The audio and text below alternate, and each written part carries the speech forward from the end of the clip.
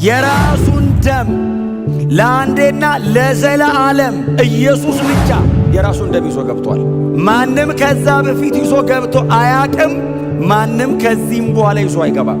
የኢየሱስ ደም ብቸኛ እግዚአብሔር የተቀበለው ለዘላለም ጥላውንን መቀደስ የቻለ በሕያው እግዚአብሔር ፊት ሊያበቃኝ የቻለ የኢየሱስ ደም ብቻ ነው። ለዛ ነው ይሄ ሰው እንደዚህ ይላል፣ እሱ ወደ ሰማይ ነው የገባው።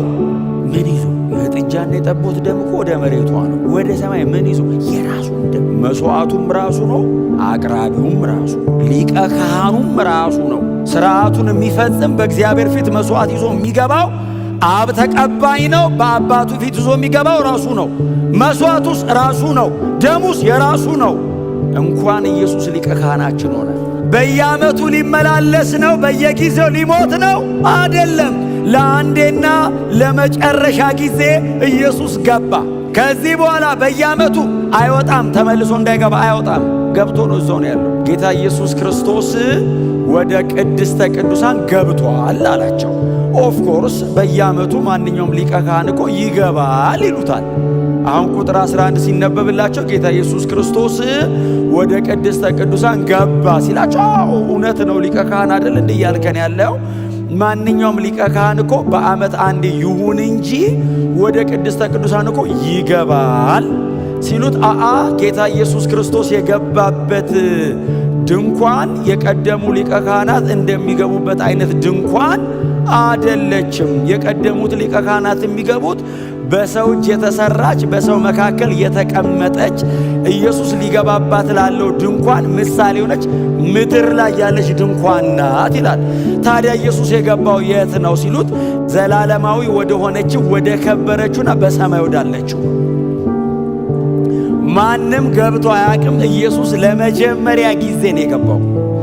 ምንም አይነት ሊቀ ካህን ከዛ በፊት በጣም በእውነት ነው የምላችሁ ኳሊፋይድ የሆኑ ሰዎች ኖረው ያውቃሉ። በብሉይ ኪዳን አሮንን ጨምሮ ከአሮን በኋላ ያሉ በሌዋውያን ዘመን በአሮን ፋሚሊ ላይን ውስጥ ያለ በጣም እንደነ ማን ነው ያ ሰዎቹን ከምድር ያጣበቃቸው በጦር ፊናስ ነው ስሙ። እነ ፊናስ እግዚአብሔር ለዘላለም ኪዳኔን አረጋለሁ ከዘሩ ካህን አይታጣም ሁሉ እስኪልላቸው ድረስ በጣም ትልልቅ ሰዎች አገልግለዋል። የፈለገውን ያክል የከበረ አገልጋይ ይነሳ፣ የሚያገለግለውም የሚገባውም ወደ ምድሪቱ ድንኳን ነው። ይዞ የሚገባውም የጥጃ የጠቦት የበግ ደም ብቻ ነው።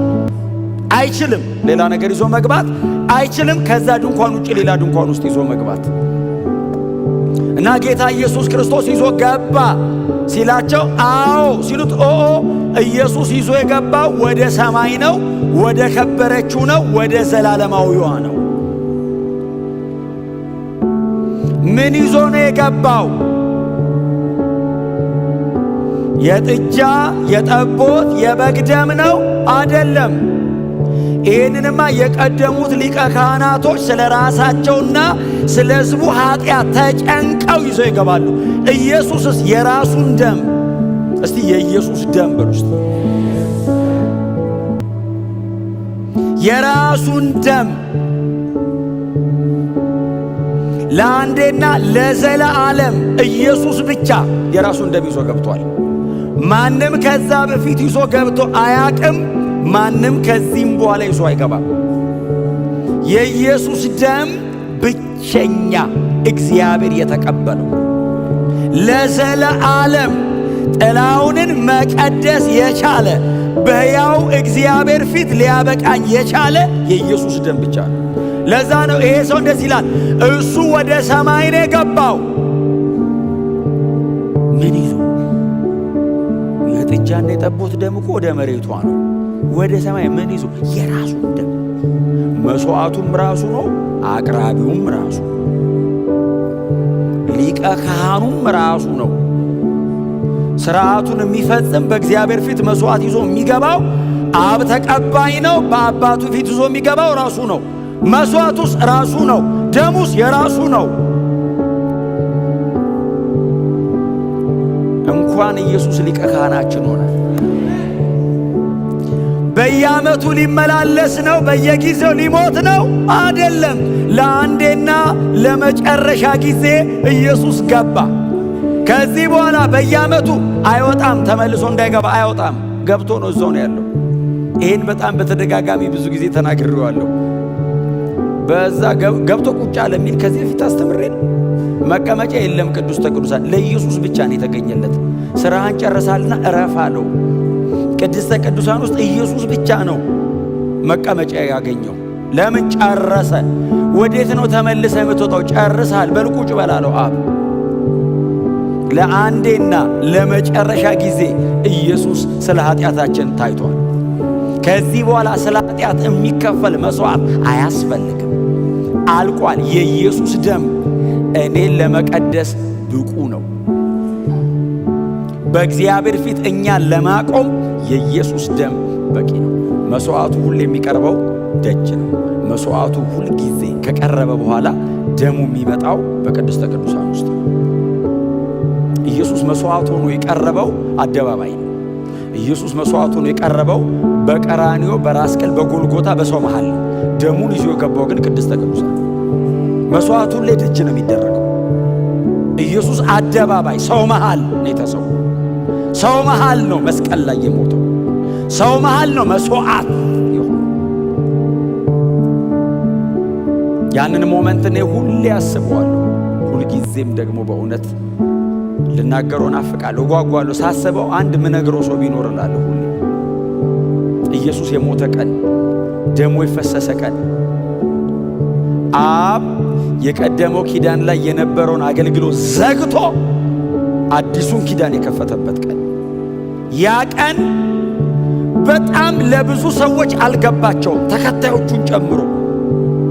ፈሪሳውያንና የአይሁድ ሕግ መምህራን የሮም ወታደሮች ብቻ እኮ አይደሉም። ተከታዮቹ የነበሩት 11ዱ ይሁዳ ከመሸጡ ውጭ 11ዱ እንኳን እኮ ገና አልተረዱትም። ተበተኑ፣ ትተውት ሁሉ ሄዱ። ማንም የገባው የለም። አብ ምን እየሰራ እንዳለ፣ ጌታ ኢየሱስ ክርስቶስ ምን እያከናወነ እንዳለ አልተረዳውም ማንም ሰው። ያቺ ቀን ዝም ብላችሁ ሳሉት እስቲ እርቃኑን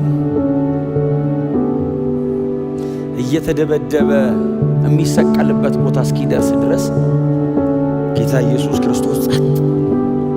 አንዳንዶች ሊያግዙት የጴጥሮስ አይነቶች ሰይፍ እየመዘዙ የሰው ጆሮ ሁሉ የመቁረጥ ሞክረዋል። ይፈውሳል እንዳታስተጓጉለኝ እያለ። አሳዳጅ ይፈወሳል? አይፈወስም። ደጋረግ ሰይፍ ጨምርልሃለሁ ነው ምንለው እኛ ብንሆን። እንደውም እንጸልይለታለን እጁን ይዘን ቀጥል ብለን። ጌታ ኢየሱስስ ልታስተጓጉለኝ ነው? ለምን? አዲሱ ኪዳን ሊደረግ ነዋ። እግዚአብሔር ፊት ያንን ደም ይዞ ሊቀርብ ነዋ። ስለዚህ ጆሮ ሲቆርጥ ይለጠፋል። ኢየሱስ መንገዴን ልሂድበት ይለዋል። ተው መልስ። ጌታ ሆይ እያገዝኩ ነው ሲለው እኔ አባቴም ብለምን 12 ጭፍራ መልአክ 72,000 መልአክ አሁን አመጣለሁ ይላል። 72,000 መልአክ አምጥቼ ጸጥ ማድረግ እችላለሁ። ዓለሙ በዚህ መንገድ ዓለሙ አይድንም። ዓለሙ የሚድነው እኔ መስቀል ላይ ሞቼ ደም አፍስሼ ነው። ታዲያ መልስ። ተሸንፎ ይመስላል ድል እያረገ ነው። እየጣለ ይመስላል እያስታረቀን ነው። እየተወን ይመስላል ለዘላለም የራሱ እያረገን ነው። ትቷቸው እየሞተ እኮ ነው የሚመስለው፣ ለዘላለም የራሱ እያረጋቸው ነው። እነሱ ሲበተኑ ርቀው አይሄዱም። እሱ ሲሞት ለዘላለም ይሰበስባቸዋል። ደሙ የፈሰሰ ቀን ኢየሱስ እንዳይሞት የተደረገ ጥረት ብዛቱ እንዳይሞት። እዚህ ጋር ጆሮ ይቆርጣሉ። አሁን የማልኮስ ጆሮ ተቆርጦ ቢቀር ኖሮ ይስተጓጉል ነበር። የዛን ቀን በጣም ብዙ ነገር ኢየሱስ እንዳይስተጓጉል ፈወሰው። ታውቃለህ፣ ሰው የመጨረሻ ፈውስ ከመሞቱ በፊት ቆረጥ አድርጎ። ለዛውም ኖርማል ፈውስ እኮ አይደለም፣ ተቆርጦ እኮ ጆሮ ወደቀ። ሰው አንስቶ ልጥፍ እኮ ሉቃስ ለጠፈው ነው ያለው። ለጠፈው ነው የሚለው ባይዘው ሉቃስ። ለጠፈው ማለት ሰፋው አይደለም አይደል? ለጠፈው ማለት ሐኪም ነው። ፊዚዮሎጂካል ተርም ያውቃል። አሁን የሰርጀሪ ሰራው ቢሆን ይጽፈዋል። ለሰርጀሪ አይደለም። አልገባውም ሉቃስ ራሱ አይገርም። ተአምር ይሄ ነገር በሕክምና እንዴት አድርጎ ፕሩፍ ያርገው? ኢየሱስም የተቆረጠውን ጆሮ ቂሳሪያ ቁጭ ብሎ 63 ኤዲ ላይ ጳውሎስ የጳውሎስ ፓርትነር ነው። ምን ሲያደርገው ነው የነገሩን ጴጥሮስ? ጴጥሮስ ምን አለ? ምክንያቱም የአይን ምስክር ከነበሩት ጴጥሮስ ምን አለ አለው። ጴጥሮስማ አንስቶ ለጥፎ ነው ያለኝ። የአይን ምስክር ከነበሩ ሰዎች መካከል አሁን መለጠፉን እኮ የጻፈ የለማ። የአይን ምስክር እኮ ማቴዎስና ዮሐንስ ናቸው። ማቴዎስም ሐዋርያ ነው፣ ዮሐንስም የኢየሱስ ሐዋርያ ናቸው። ማርቆስና ሉቃስ ብዙ እንትን አይደሉም። ሉቃስማ ሰምቶ ነው ገና እሱ ሶርያዊ ነው፣ አላየም። ታዲያ ምን አለ ጴጥሮስ? ለጠፈዋል። በቃ ለጠፈው ብለህ ጻፍ። ኢየሱስ የተቆረጠ ጆሮ አስበዋል። መሬት የወደቀ ጆሮ አንስቶ አቧራ ይነካው አይደል? የተሰራ አፈር ያልተሰራ አፈር ሊወድቆ ማለት ነው። አሁን ለኛ እኮ ነው እኮ አካል እንጂ ለሱ እኮ አፈር ነው። የተሰራ አፈር ያልተሰራ አፈር ሊወድቆ አንስፍፍ አለና እኔ ወንጌል ብቻ ሰው እንደሚያድን የገባኝ እሱን ሳነብ ነው። ሰውየው ጆሮውን ቼክ አድርጎ ሊሰቅል ይዞ ሄደ። ተአምር አድንም እንኳን ያየ አይደለም ተሰርቶላ አድንም። የእግዚአብሔር ቃል ብርሃን ነው በሕይወት የሚያኖረ። ወንጌል ይግባህ። እስቲ አሜን በሏ። በእውነት እኔ ብዙ ጊዜ ነው የምናገረው። አልዓዛር ከሞት ተነሳ። በጣም አስደናቂ ነው። አንድ ቦታ ግን አልዓዛር ባይዘው ባለውለታዬ ነው ኢየሱስ ብሎ ቆሞ የሰበከበት ቦታ የለም። ከሞት የተነሳ 3 ሰው እንኳን አንዳቸውም አልሰበኩም። ቁጭ ብሎ 3 ዓመት የተማሩት 30 ዓመት ሰበኩት። አትሊስት የሐዋርያት ሥራ ላይ የሰበኩት ቁጭ ብሎ የተማሩት ናቸው። ጌታ የተባረከ። ወንጌል በጣም ከባድ ነው። እውነትን እምላችሁ ይሄን ጆሮ መለጠፍ አይደለም ከባዱ የሰው ሕይወት መለወጥ ነው። የሰውን ሕይወት አፕስ ኤንድ ዳውን የሚገለብጥ ደግሞ እግዚአብሔር ቃል። የእግዚአብሔር ቃል ውስጥ ሲገባ ልትክደው አትችልም። ሁለቴ ነው ባይዘዌ አላቆም የምትለው። ከዛ በኋላ አንቆ ይዛል፣ መንገድ ላይ ፍሬም ያደርጋል፣ ኮርነር ያስይዛል። ኢየሱስ ጌታ ነው። እና ለማስተጓጎል ሲጥሩ አንዱ ጆሮ ሲቆርጥ ከዛ አንስቶ ኢየሱስ ይለጥፋል። ከዛ መንገዱን ይሄዳል፣ ይተፉበታል። በጣም ስሜት የሚቀሳቀስ ብዙ ነገር እኮ አደረጉት። በጥፊ ፊቱን በጨርቅ ሸፈኑ አለ ቢለው በቀይ ጨርቅ ሸፈኑት ይልና ጭንቅላቱን በበትር በሸንበቆ መታው። ከዛ በጥፊ ያሉትና የአይሁድ ንጉሥ አሉት። ስላቅ እንደው እያሾፉ ነው፣ ግን እኮ እውነታቸው ነው እኮ። የአይሁድ ንጉሥ እኮ ነው። የአይሁድ ንጉሥ ማን ነው በጥፊ የመታ?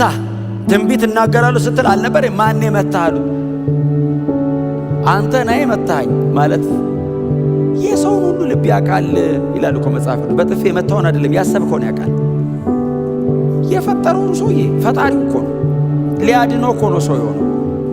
በጥፊ መታው። ማን የመታ እስቲ ትንቢት ተናገር ሲሉት ዝም አለ ይላል። ለምን? ሊሞት ነው። ያንን ኪዳን ማድረግ አለበት። ያ መቀደሻችን መንጫችን ሕሊናችንን ከሞተ ሥራ አንጽቶ ሕያው እግዚአብሔርን እንድናመልክ የሚያደርገንን ቅዱስ ደም ኢየሱስ መሥዋዕት አድርጎ ሊያቀርብ ነው። ታዲያ ጻጣ የሚበልጥ ከፊት አለ። የታገሰው ለዛ ነው እንጂ ምድር ላይ ስሙ ያልተጠቀሰ አንድ ተራ ባሪያ በጥፊ መቶት አይደለም። የምድር ነገስታት ገዢ ነው ኢየሱስ።